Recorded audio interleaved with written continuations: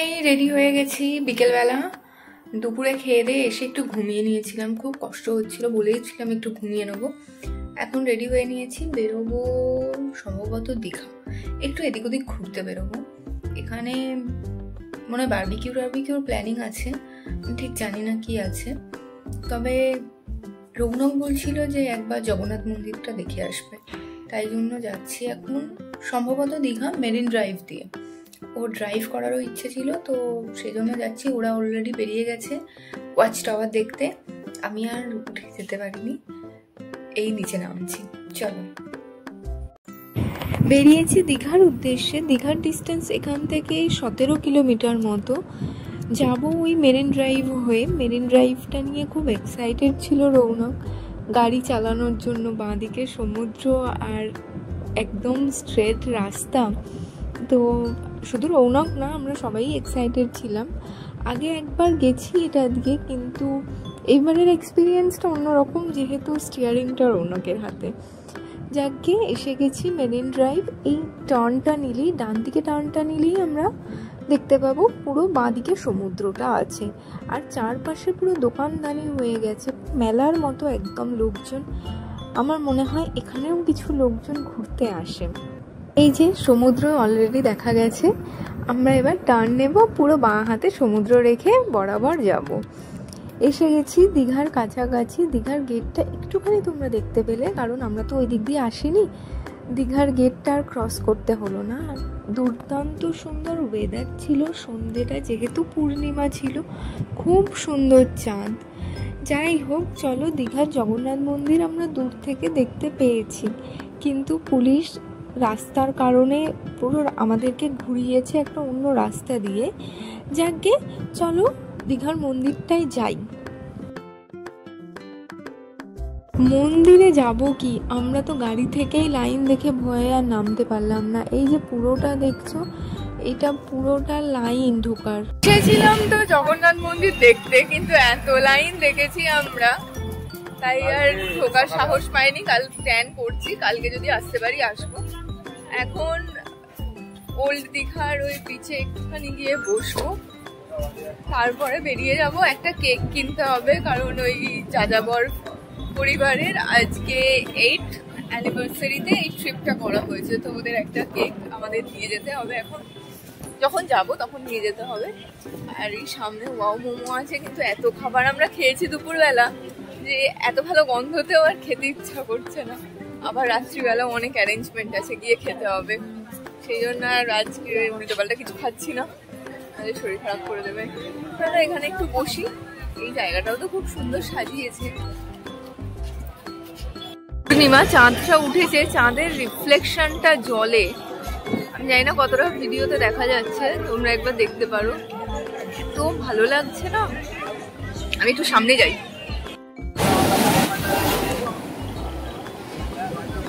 পূর্ণিমার ঢেউ মারাত্মক উত্তাল। আর এই যে জায়গাটা বলছিলাম,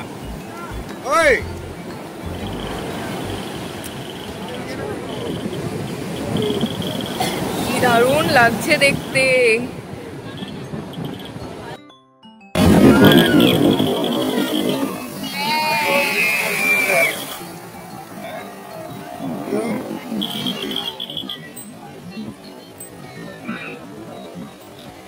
कितना बड़ा समुद्र है।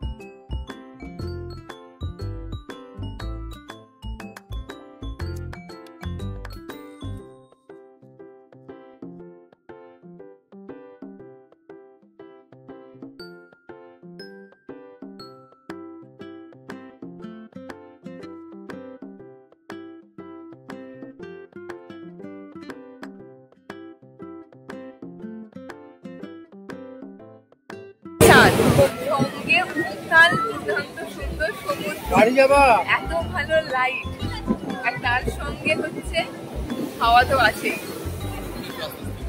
এক্সট্রা। এই চাটা কেমন লাগছে? তার সঙ্গে আমি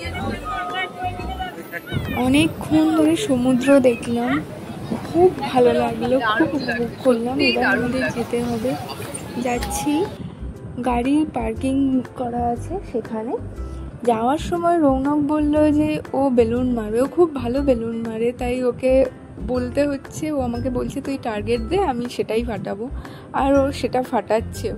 আমি এখন প্রথমে বলেছিলাম মিডলেটটা, তারপরে তার ওপরের ব্লুটা, আর তারপর ছিল তার ওপরের গ্রিনটা। তারপর আমি ওকে ওর মতো ফাটাতে বলেছিলাম, ও তিনটেই ফাটিয়েছিল, মানে আমি যে তিনটে টার্গেট দিয়েছিলাম তিনটেই করেছিল।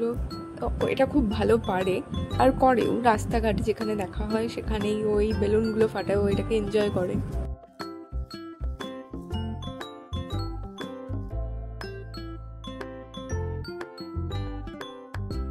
এসেছিলাম ওই কেকটা নেওয়ার জন্য, যেমন বলেছিলাম প্রথমেই যে যাযাবর পরিবারের 8th অ্যানিভার্সারি আছে, ওদের কেকটা আমাকে নিয়ে যাবো আমরা।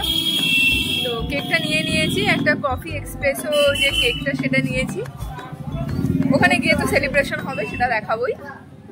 যাওয়ার সময় মেরিন ড্রাইভের খুব একটা ভিডিও আমি করতে পারিনি, কিন্তু এখন ফেরার সময় এটা আরও সুন্দর লাগছে, আরও মায়াবী লাগছে, কারণ চাঁদের আলোটা পড়েছে, পূর্ণিমার চাঁদের আলো, তার সঙ্গে উত্তাল সমুদ্র। আমি জানি না তোমরা কতটা বুঝতে পারছো, কিন্তু এটা অসম্ভব সুন্দর লাগছে।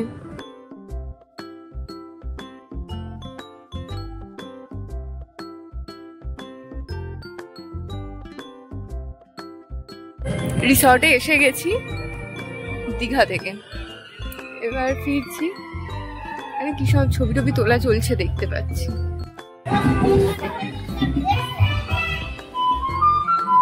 কি হচ্ছে সব সেলিব্রেশনস তো আমাদের আসার আগে থেকেই শুরু হয়ে গেছিল, এবার আমাদের গিফট নেওয়ার পালা।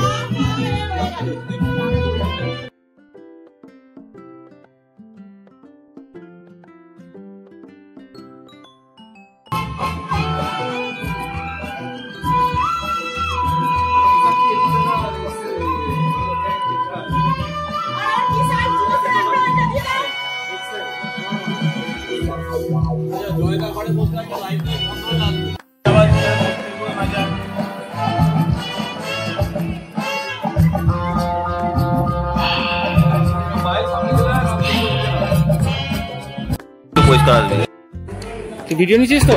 হ্যাঁ, আমি তাহলে নিয়ে নিই, ফটো নিয়ে নিচ্ছি।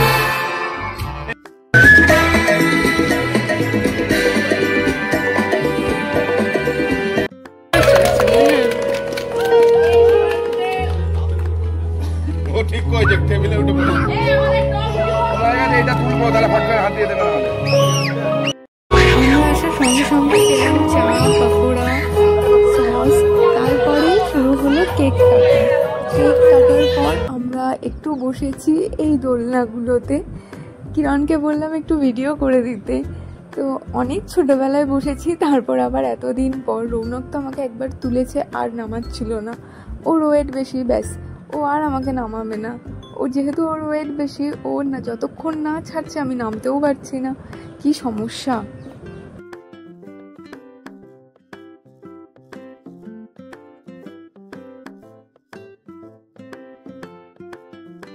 ওইদিকে কেক কাটিং আনন্দ সেলিব্রেশনের মধ্যে যে কখন এদিকে তন্দুরি হয়ে গেল আমরা বুঝতেই পারলাম না। এসে দেখলাম যে এক একটা প্লেটে তন্দুরি সাজানো, বড় বড় তন্দুরি, দারুণ লোভনীয় দেখতে হয়েছে। রৌনক আমাকে একটা এনে দিচ্ছে, আমি তখনও দোলনায় দুলছি, ও আমাকে একটা এনে দিল, দুর্দান্ত সুন্দর খেতে হয়েছিল, দারুণ টেস্ট। আমি রেসিপিও জেনে এসেছি মামির থেকে, তো আমরা কোনো একদিন চেষ্টা করবো এটাকে বানানোর।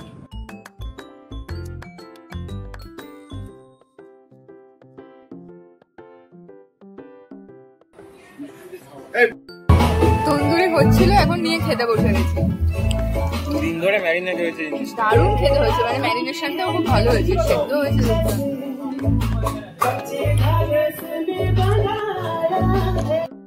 10:30 প্রায়। আমরা এখন খেতে বসেছি। খাবারে ছিল ফ্রাইড রাইস আর চিলি চিকেন।